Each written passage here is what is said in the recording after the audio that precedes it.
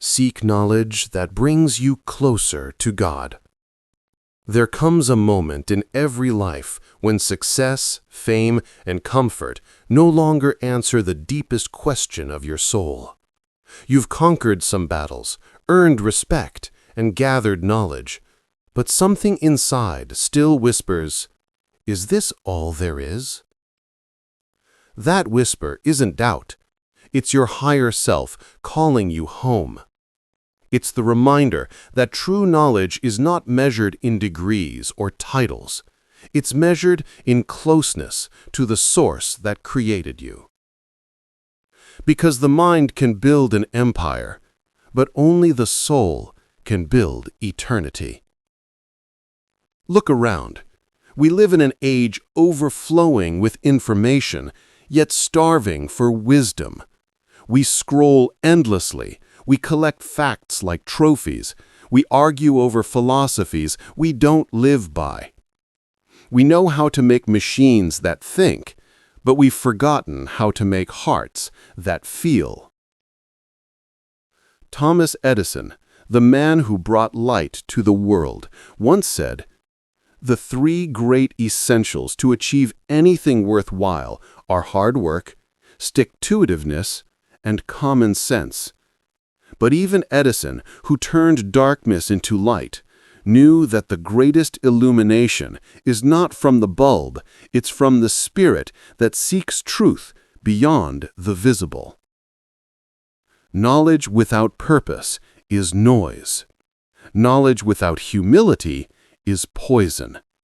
Knowledge without God is blindness wearing glasses. You can read every book, quote every philosopher, and still miss the truth if your heart is not aligned with the one who created truth itself. Knowledge is not what you store in your brain. It's what transforms your being. It's the power that wakes you up at dawn and says, "There's more to learn, there's more to give, there's more to become." It's what turns pain into wisdom, failure into faith, and confusion into clarity. Real knowledge doesn't inflate your ego. It expands your vision. It doesn't make you feel superior. It makes you feel responsible. Because once you know what's true, you can never go back to what's shallow. When you seek knowledge that brings you closer to God, you stop learning for the world's applause and start learning for your soul's growth. You start asking higher questions, not "how can I get more?" but "how can I serve more?"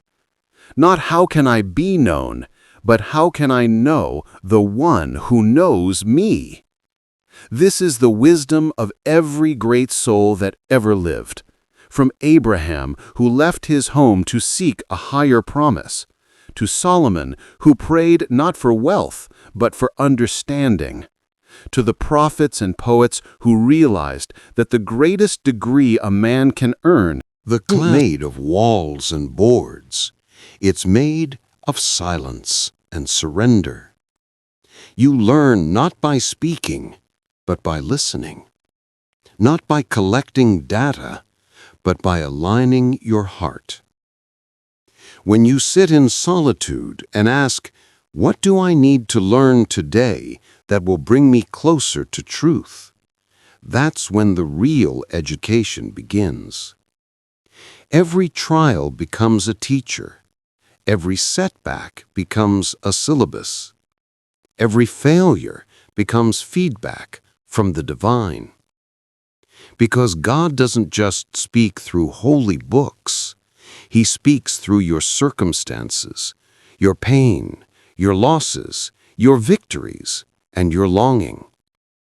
The greatest scholars in history, from Newton to Einstein, all admitted that beyond all formulas and theories, there stood a mystery too vast to comprehend.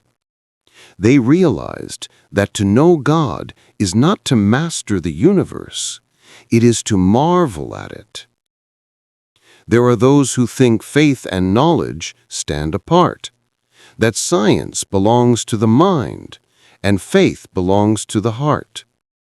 But that's the illusion of a divided soul. Every great mind that truly sought knowledge sought God even without knowing it. Because to study the laws of nature is to study the handwriting of the Creator. Every equation, every discovery, every invention is a whisper of the infinite saying, "See how I've woven truth into everything." When you seek knowledge that brings you closer to God, you stop seeing the world as random. You start seeing it as revelation. You stop calling it coincidence. You start calling it guidance. Edison's light bulb, Ford's engine, Disney's imagination. They weren't just products of intellect. They were sparks from the same divine energy that created galaxies. And you carry that same energy within you. Your mind is not separate from the source. It's a channel through which divine ideas are born. But that power only flows when the channel is clean, when your intention is pure, your purpose is clear, and your heart is humble enough to say, "God, use my knowledge to serve, not to dominate, to build, not to destroy, to heal, not to harm." The difference between worldly knowledge and divine knowledge is the motive behind it. One feeds the ego, the other feeds the soul.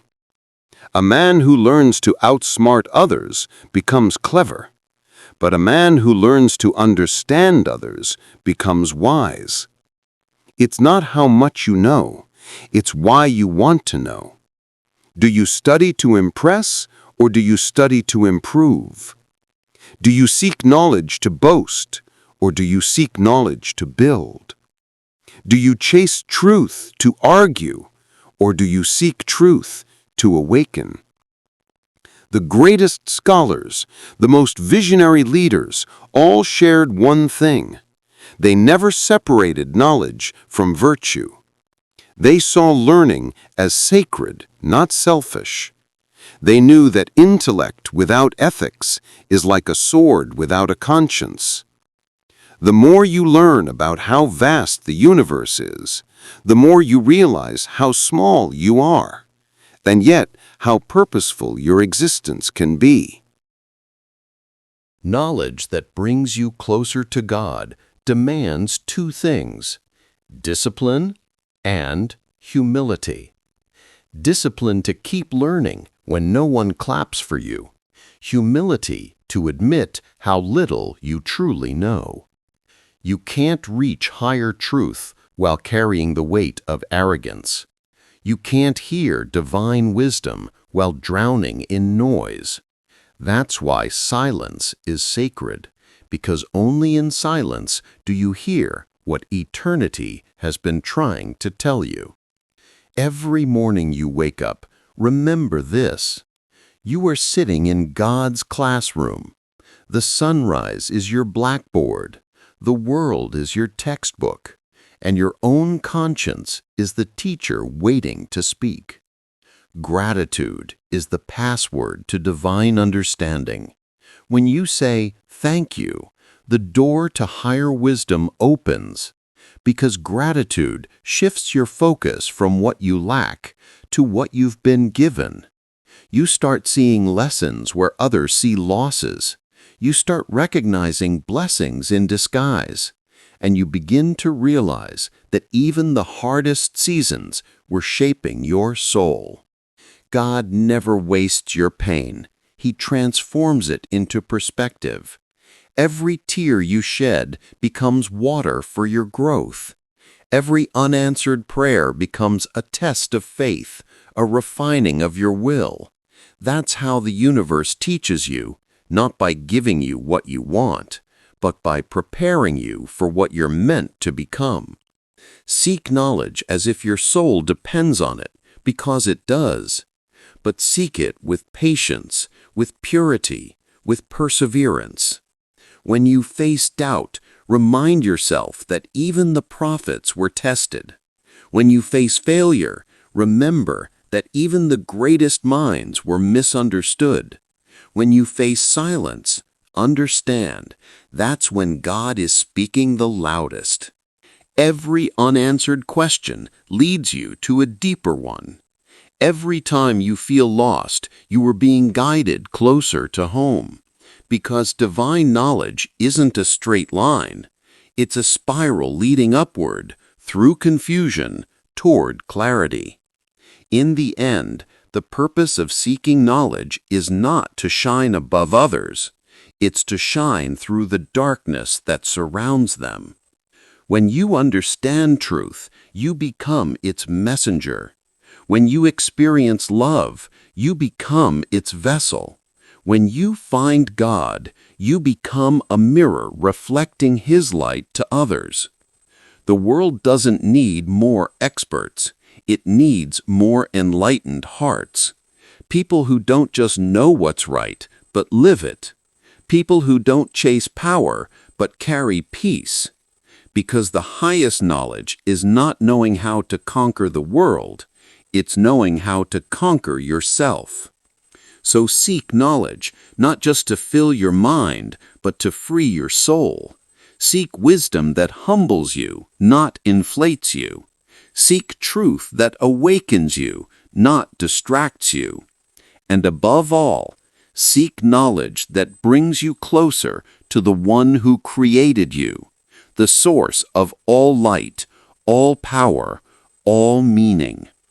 Because when your mind is guided by truth and your heart is aligned with God, you become unstoppable, not because you are powerful, but because you are purposeful.